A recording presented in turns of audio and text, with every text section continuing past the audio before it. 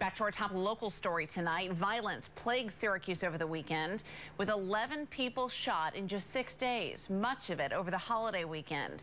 The Syracuse police chief says this weekend of violence is the highest spike in crime he's seen in decades. There have been 5 shootings. That's just in the last 2 days in the city. 11 people shot, and one of the victims is now dead. It all started off with the 4th of July when 3 more people were shot in Thornton Park. A 16-year-old was arrested in connection with the shooting. Just 3 hours later, another one, this time on Bellevue Avenue and Rich Street. 4 people were shot that night during a fireworks show. Then early Sunday morning, a shooting on Westmoreland Avenue. A man shot several times in the back, legs, and rear end. Then the same afternoon, 2 more men were shot, this time on East Fayette Street. Then early this morning, 19-year-old Raquel Jones was shot and killed along the 300 block of Rich Street. Now at 5, our Sarah Beth Ackerman joins us live with more on this string of violence. Sarah Beth. Chief Frank Fowler says this is the highest increase in crime he's seen his entire time working in law enforcement, and says this spike in violence will not be tolerated in the city of Syracuse. Just this weekend alone, there were 5 separate shootings, injuring 10 and killing 1 person. Chief Fowler says this dramatic increase is alarming and something needs to change. A lot happens before a shot is fired in our neighborhood.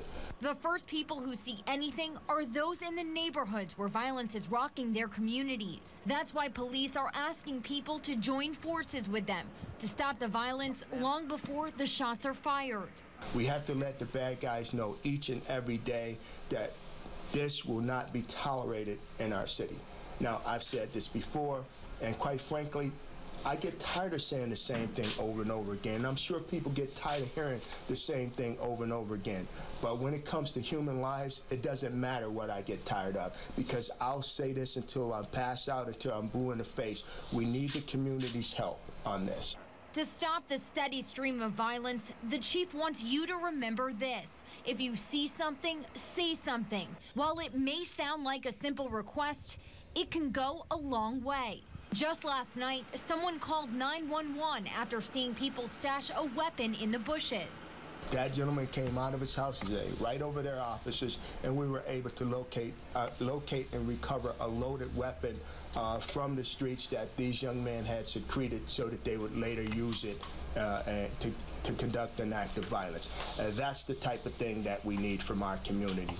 Strength in numbers is what police are asking for. By joining together, they're hoping to stop these crimes from happening. During the conference, we did ask if these shootings are related, and Chief Fowler says that they're still in the early stages of the investigation, so it's unclear if anything's connected right now. But bottom line, they need the public's help on this. They do, and they really are asking for it. They're hoping that anyone who sees something, they will actually say something. Sarah Beth, thank you.